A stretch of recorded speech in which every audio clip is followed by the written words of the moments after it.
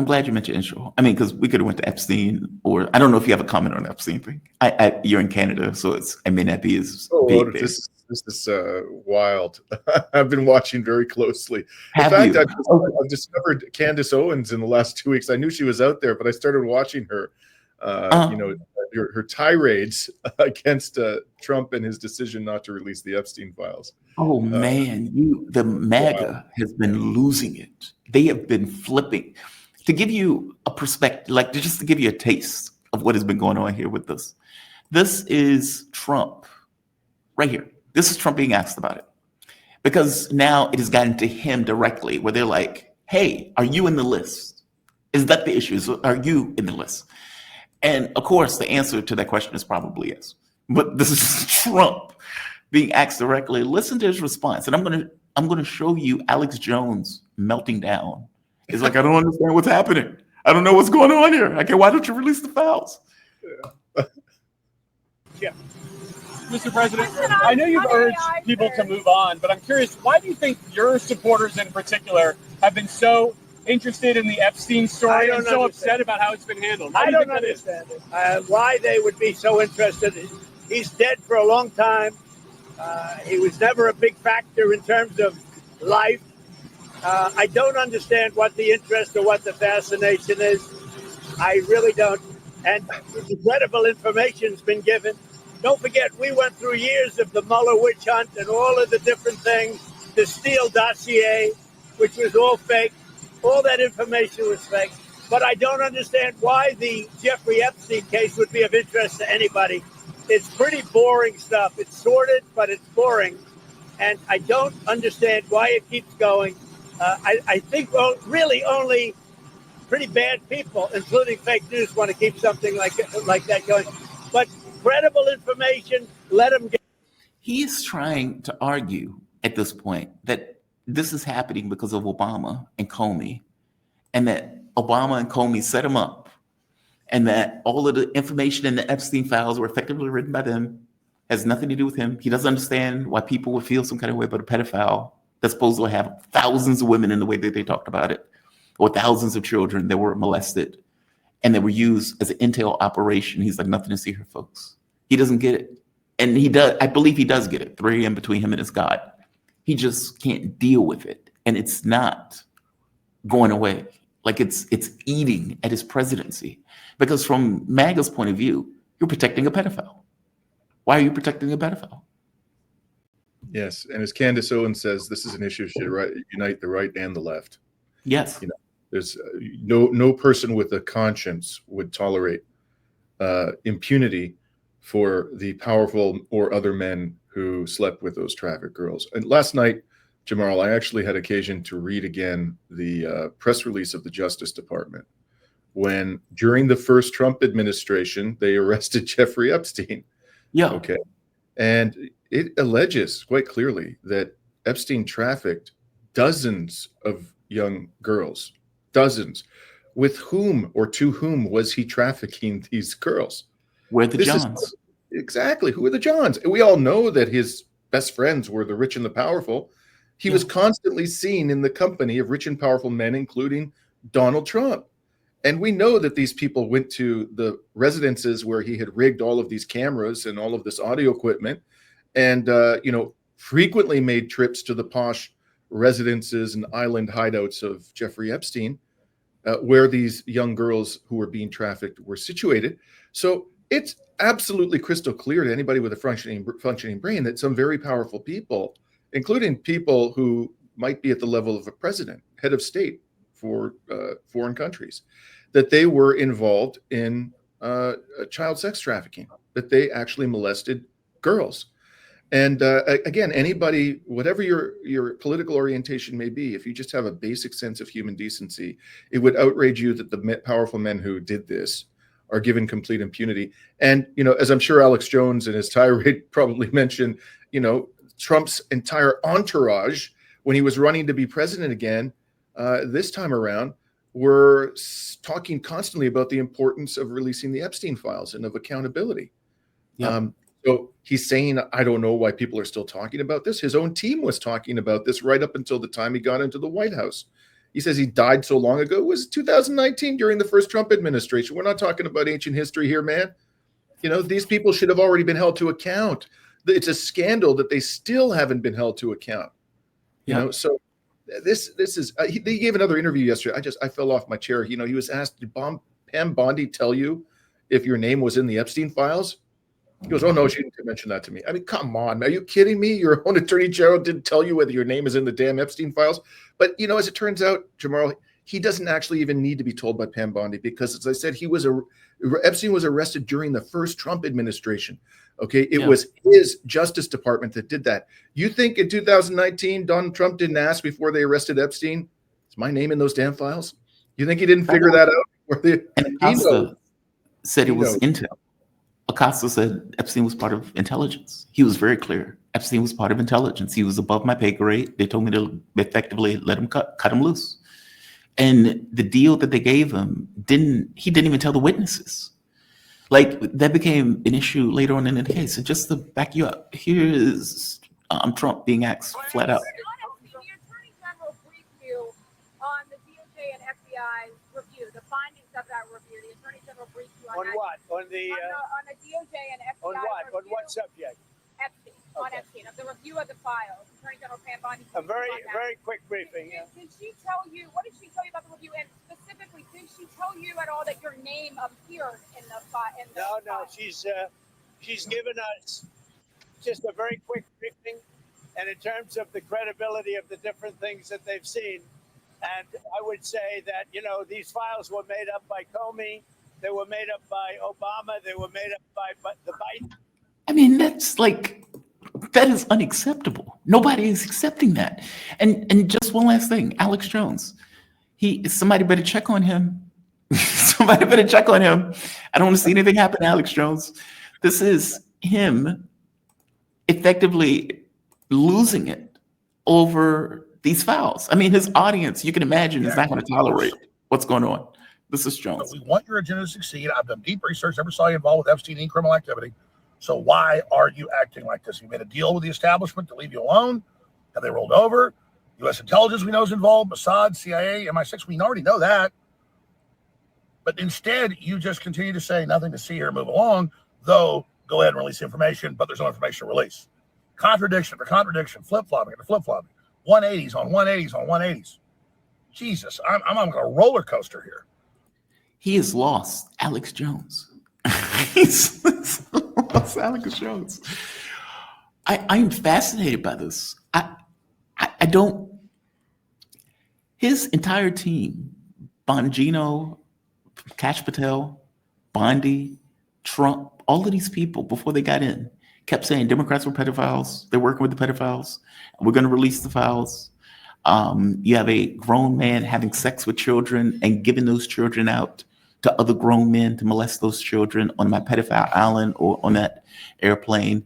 You have dozens of young girls who they've molested and they've used intel in order to effectively blackmail various people. Like, this is what we've been saying for years.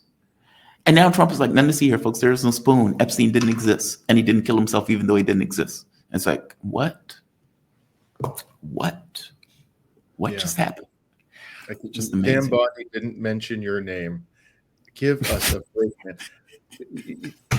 Her boss, she didn't say, boss, your name is in those files. Or boss, we checked, your name isn't in those files. She told Trump, and he already knew. I'm sure he knew back in 2019. In fact, he knew before. I mean, let's be clear here. If Trump, in fact, we know Trump cavorted and, they're friends for decades. With Epstein, we've all seen the videos, we've all seen the photographs, right? So Trump knows, we know, and Trump knows we know that he spent a lot of time with Epstein, and for years they were, party buddies. And we know, and Trump knows we know, that Epstein's houses, his residences, were jam-packed with all kinds of secret camera equipment and audio equipment. So it just stands to reason that Trump is in there somewhere, and Trump knows we know he's in there somewhere, and it's just a question of how far did he go? Did he just cavort with Epstein, or is he one of these monsters who slept? I don't know the answer to that question, but is Trump capable of that? Of course he is. He's perpetrating a damn genocide, Jamal. That man's capable of anything. And And he knows exactly how implicated he is in all of this. And it's so obvious he's lying. I'm not actually surprised that people who formerly supported Trump and have significant influence have just lost their shit. I mean, again, if you have just a basic sense of human decency, and all these people who claim to be Christians who support Trump, we're talking about trafficking children, for Christ's sakes. You call yourself a Christian and you're not going to get upset about giving impunity to people who slept with trafficked girls? He is throwing his body to protect a pedophile. That's what it looks like. And his own base can't. That's even too far for them. They're like, dude, this guy was raping kids. What are you doing? How are you protecting this guy? How are you protecting the Johns who are doing that? Yeah, I don't blame him. This is, God bless him for being willing to, go after Trump on this. And he could say Obama and Comey till he's blue in the face. Nobody believes that. Because what it sounds like, okay, so there is a foul. If you're saying Obama and Comey wrote a foul, okay, there is a foul. And we don't believe that Obama and Comey wrote it, but you've just legitimized the fact that a foul exists. So why are you not releasing it? And then the prison tape, apparently that was stitched together. That was the other thing. They used Adobe to stitch it together, and they're 3 minutes missing in that tape. What a clown show. Yeah. Like they actually thought that was going to calm down people. I mean, you got to be kidding me, man. Jesus. Yeah, it's a farce.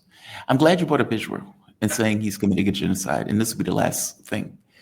This is the gate that these guys are building to keep thousands of people pinned in. It's astonishing. I can show you the video of people being shot trying to get food, but I'm going to be more polite than that. I've shown it in other videos. It's disgusting. They are committing a genocide in broad daylight. I had Dan Kovalik on the show yesterday, and Dan says he thinks the point is extermination, not expelling. Meaning, Dan is like, they're not letting people leave, and they're shooting people in pins and starving people to death. Kind of like when the Germans took over, I want to say Lvov, but it's not Lvov. There's another city. But when Germans took the city, they didn't go into the city. They just surrounded it and let the people starve to death because it was been too much to try to take down the city itself. That is what they're effectively doing. They're not letting in food and water. They're destroying water trucks. They're not letting in food. They're surrounding the place and making it smaller and smaller so they can effectively put them in a pen. That gate is one of the areas where thousands of Palestinians are supposed to effectively be caged, which is effectively a concentration camp. It's a death camp that they're effectively building. And they're doing it, I think they said they need 10, 15% more room to take down where they can just keep 1.8 million people or how many are left in a small concentrated area. I'm amazed. I have to be honest that the world just watches that happen. I was amazed, but after watching this horror show for 22 months, I am not amazed anymore. I'm absolutely and utterly disgusted. I never thought I'd see such a thing. It's so bad, Jamal, what they're doing that even the former Israeli Prime Minister, Ehud Olmert, is saying that this planned quote unquote humanitarian city would be a concentration camp. He's condemning the government of which he was the head for years, in the most strident terms. And Western leaders are continuing to do absolutely damn nothing about this. Now, today I think it's the second day today of an international conference, which includes Brazil and China, and there was one other major state in there, but I think there's about 20 nations participating, in which they're apparently, let us hope that they're finally serious about this. They are going to put together a joint plan to hold Israel accountable, or at least to deter it from continuing this genocide. Is Dan correct? He could well be correct, because if they do, if they expel these, who knows what the number of survivors is, let's say it's 1.8 million at this point, 1.8 million right across the border into Egypt. What's going to happen then? What are they going to do, those people? What are the Egyptians going to do? Is it going to destabilize the Egyptian regime of Sisi? and might it lead to somebody coming to power who actually is outraged, as the Egyptian people are, outraged by what Israel has done to the Palestinians. And then what? The problem hasn't gone away. The problem has just been shifted right across the border to Egypt and may come back to haunt Israel. And it's not like, Israel is going to be able to suddenly, if it gets rid of all the people of Gaza, suddenly it's going to populate Gaza. Gaza is a disaster zone. There are unexploded munitions everywhere. It would take years and years for Israel, even with all the money coming in from the United States they could possibly ask for, to turn Gaza into a habitable place for its settlers. So what is going to happen during that period of time with all of these desperate Palestinians? So yeah, I think probably Israel would prefer just to kill them all if it can get away with it.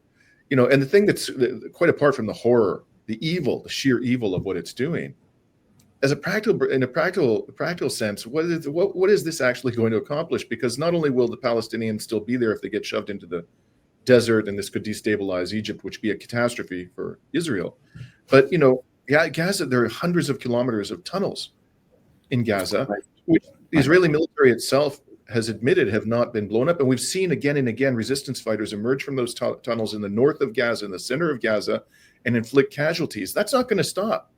That's not going to stop. Even if they manage to get all those civilians crammed into that hellish little space, they're going to continue to confront resistance. They're going to continue to suffer casualties. After 22 months, Jamal, the worst casualty month that Israel has had in the last 12 years. In the last 12 months was June. And right now they're on pace to exceed the number of killed Israeli terrorists, which is what they are, in July. So that would be the worst month. So the trend is upward in terms of Israeli casualties, even after all of this time. And they're suffering those casualties in places like Beit Hanun, which is far away, relatively far from the border of Egypt, right in the northeast corner of the Gaza Strip. There's no indication that they're any closer to defeating the armed resistance now than they were, 12 months ago. Why do you think that number has gone up? My hypothesis was because of the war with Iran, that Iran damaged something in a way that we aren't entirely seeing, because Israel is not necessarily exposing their weaknesses, but that whatever Iran was hitting when they were hitting in the occupied areas, that it did damage. Something was destroyed, whether it was communications, something was broken that allowed those fighters to be more effective at those attacks. But I could be wrong. It could just be attrition, damage. I don't know what it is. What do you think is going on with this? Well, I was saying back in the ceasefire, actually before the ceasefire, there were military experts from the United States who commented on the sheer amount of unexploded munitions there were in Gaza. And I was saying, if I were, I'm not a military expert, but if I were, a resistance leader during the ceasefire, which I think lasted 6 weeks, I'd be telling my people to go out and gather up all of those unexploded munitions to the maximum possible degree and to create a stockpile of explosive devices. And this is the primary way in which they have been killing them, in fact, since the ceasefire ended. They have been, setting bombs and entrapments with massive explosive charges.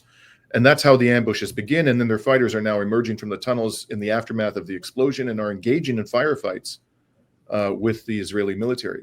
Why is these? I think that's part of the reason they were given this massive stock. I mean, U.S. military experts were commenting on how, how much explosive material the resistance fighters would be able to employ because of the bombardments over 22 months. So I think also you may be correct. There may well have been some kind of damage to command and control, because we now know that I think it was 5 military bases were hit in Israel, thanks to satellite imagery and data that was provided by the University of Oregon to the Telegraph. That's a possibility. Another possibility is that there's just sheer fatigue in the Israeli army. They're becoming, they're just arrow prone. When you're really tired and exhausted and psychologically your morale is destroyed, you make mistakes. You make lots of mistakes. So, and frankly, the performance of the Israeli military from the very beginning has been atrocious in the Gaza Strip, not just from a moral perspective. It's been incompetent. They've constantly gone into areas, laid waste to them, claimed they had control, and then we found out later they didn't have control against a lightly armed insurgent force. So it does appear, however, that they're getting worse. Do you think extermination is the goal? And do you think the world will stand by? I mean, look, this has been bad enough, right? I mean, they've been obviously killing the population and not necessarily caring, killing women and children and everything else. Flagrantly using starvation as a tool of war to try to thin out the number of people that were effectively there. Killing 1.8 million people, though, is intense. Like that's the amount of either munitions or the amount of time it would take to starve that many people. And you can't really do it nakedly. It's almost like you have to do that kind of, or can you do it nakedly? I guess my thing is it really extermination is the objective? Because if it's not, I don't know what is. I have no doubt it's the objective. Whether they intend to try to get away with it, we can debate that. This has always been the objective, Jamal. It's always been the objective. They would love nothing more than to eliminate the entire Palestinian population of historic Palestine. And it's not just the 1.8 million people, because you think they're going to stop there. If that, in fact, they're going to go to the West Bank, and 20% of the population in Israel itself is of Arabic, of Palestinian origin, even though they're citizens of Israel. And there's this massive population in East Jerusalem. No one should have any illusions about this. If we allow them to get away with exterminating the population of Gaza, and by the way, I don't think the world will allow that. We'll see. It'll be interesting to see what this conference yields. I think there's going to be at least some concrete action taken, which would be an improvement. But I think that the world would finally, and maybe I'm being optimistic, maybe I'm being naive, but I really can't believe that the world will allow this to go all the way.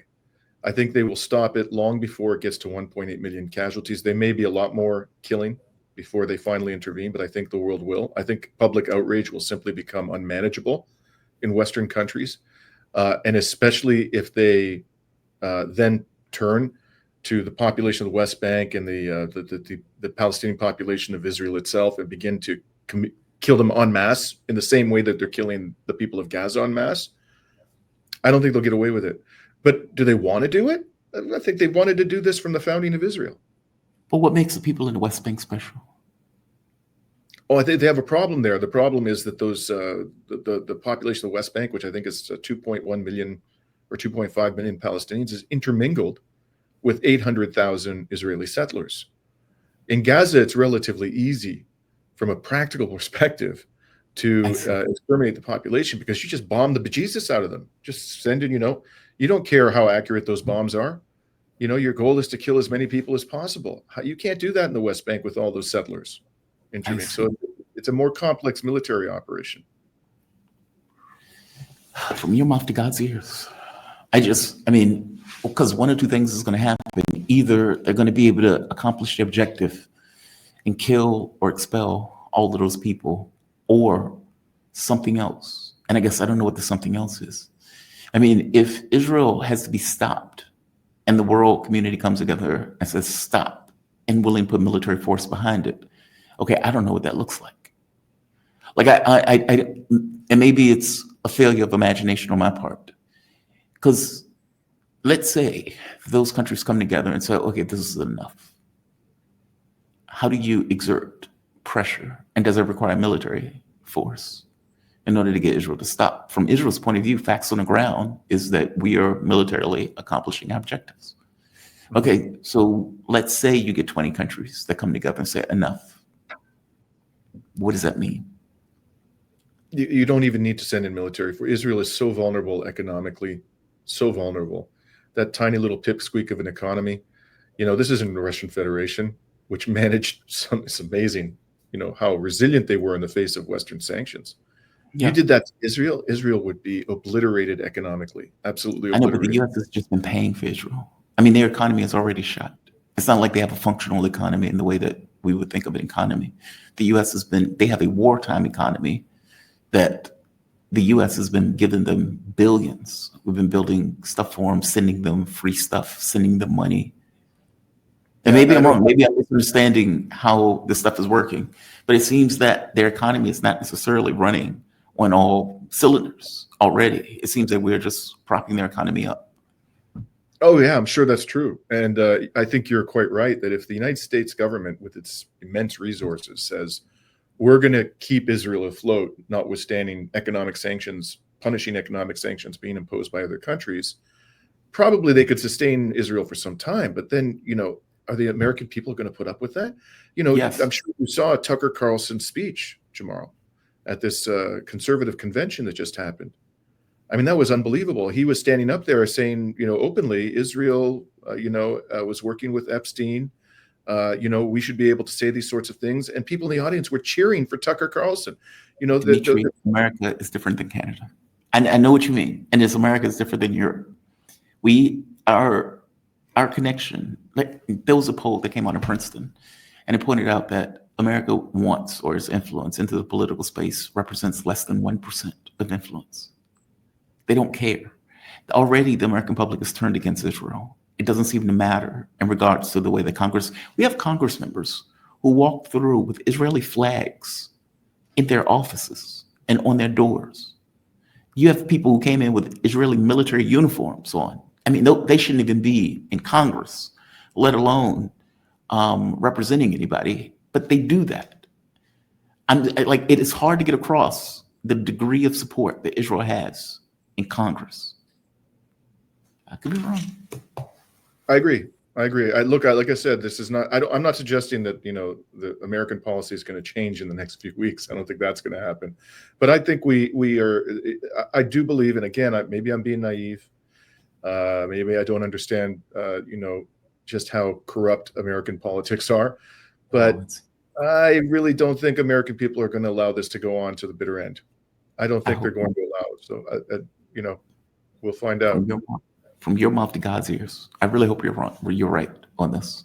I really hope those other world leaders get involved. And I feel crappy saying I hope, because it's my country that's doing this nonsense. We've lost control of our government in real terms. And it's like a Frankenstein monster that is just wreaking havoc around the world. Yeah. Dimitri, man, I always appreciate these conversations. I really do. And I really thank you for joining me. Absolutely. Only for you will I get up at this hour. Oh, I appreciate it. I do appreciate it. By the way, what time is it there? Oh, it's I'm on East Coast time, so it's now 9:08. Okay. It's not that early. I certainly don't get up like you do, man. That's I just couldn't do what you do. A lot of people say that. You'd be surprised you get used to it. I mean, I did it at the radio station for 5 years. And after a while, you just get used to it. And you get the show over with and you go on with your day. That's always a pleasure. Dimitri Lascaris, man, thank you for this. I really do appreciate these conversations deeply. And I'm being honest when I say that. Thank you for joining me. I'm Dimitri Lascaris. He's a lawyer, journalist, activist from Montreal, Quebec. In 2020, he ran for the leadership of the Green Party in Canada, and he is host of Reason to Resist. You be safe, and you have a fantastic day, man. Thank you for this. Peace out. Bye-bye. All right. Dimitri, shout out to him. I always enjoy those conversations. I really